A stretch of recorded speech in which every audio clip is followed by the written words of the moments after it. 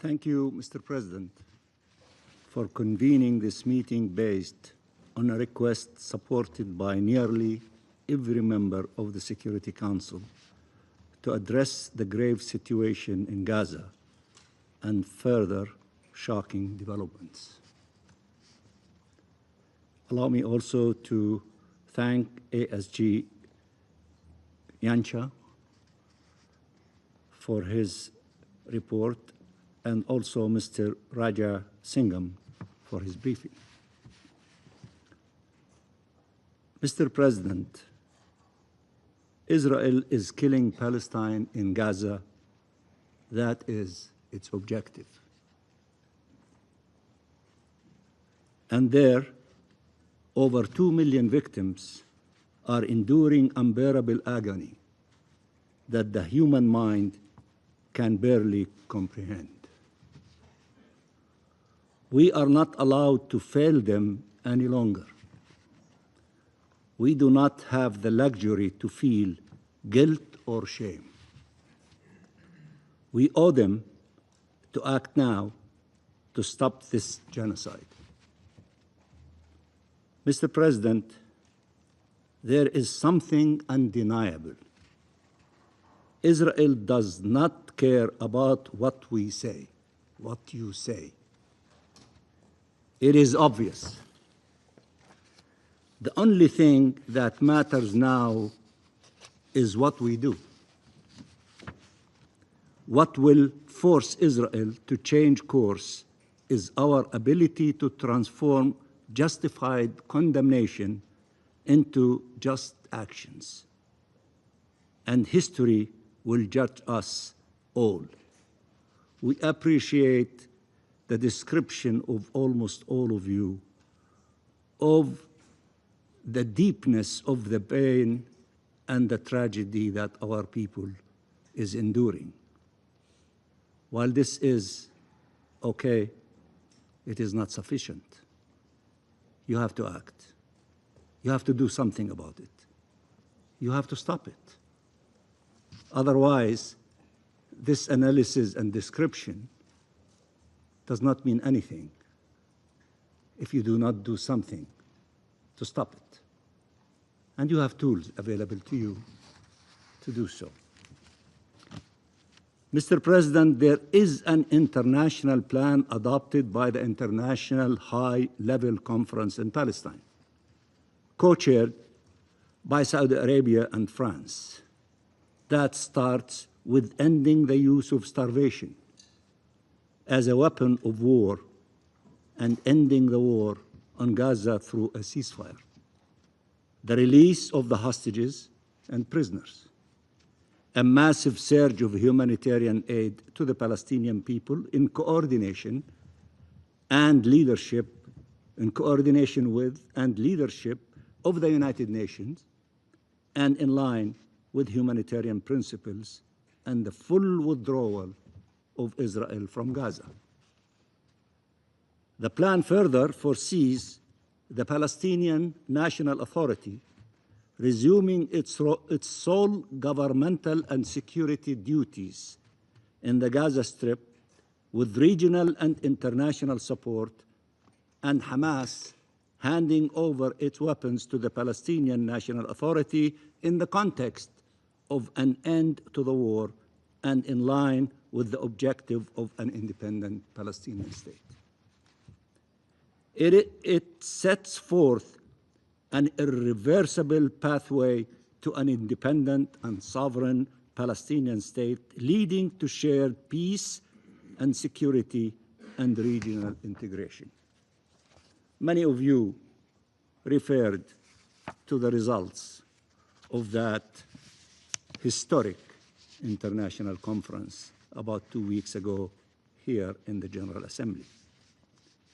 If Israel's concerns was actually the end of Hamas rule or Hamas disarming, if its concern was actually security, it would have rallied this plan and should have been happy to see this plan adopted by almost the entire international community. Israel is seeking to cement its full military control over the Gaza Strip and is prolonging this war not to end Hamas rule or to disarm it, but to prevent independent Palestinian statehood. That is the truth. The Israeli government has said that clearly over and over again. Somebody was referring to the statement of Prime Minister Netanyahu. He doesn't want to see a Palestinian governing body overlooking the affairs over Gaza, but somebody else, not Palestinians. He said it. It's not a secret. It's not an accusation. It's a fact.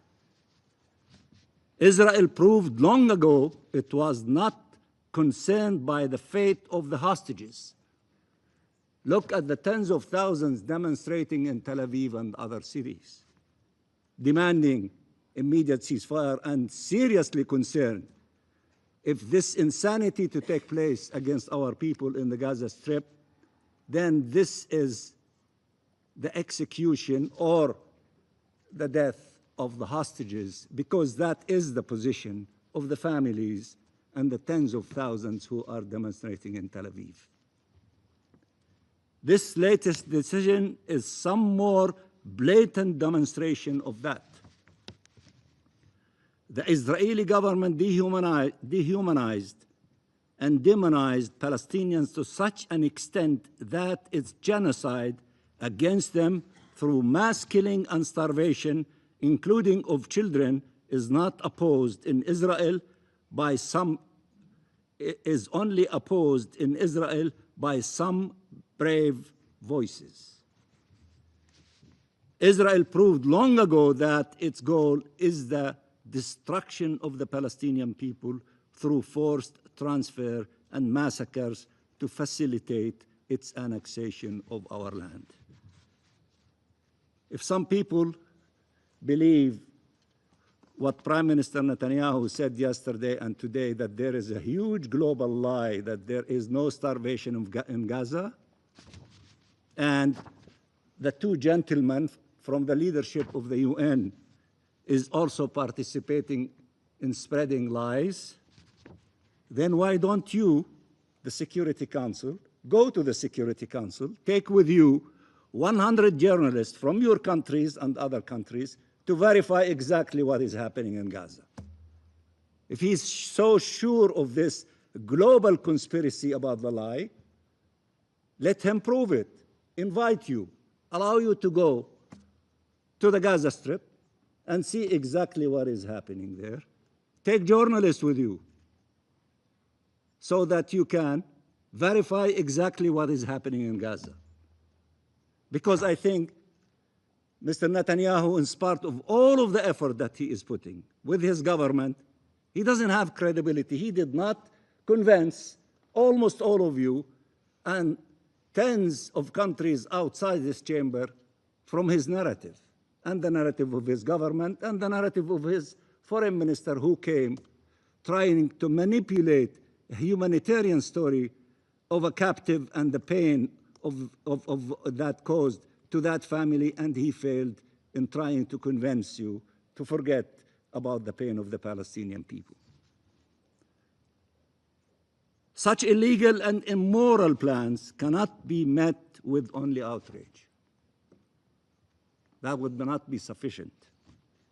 They require the mobilization of all the tools available to stop them, and we really appreciate the massive reaction from almost all countries in all corners of the globe, whether Arab and Muslim countries, or European countries, or countries that are sitting around this table, in condemning, as 5 of them stood outside this chamber in a brave way and principled way, not to please anyone, not to reward anyone, but to act on the basis of principles and conviction in condemning this plan by the Israeli government and demanding that they stop this plan, not to allow it to be implemented and to reconsider.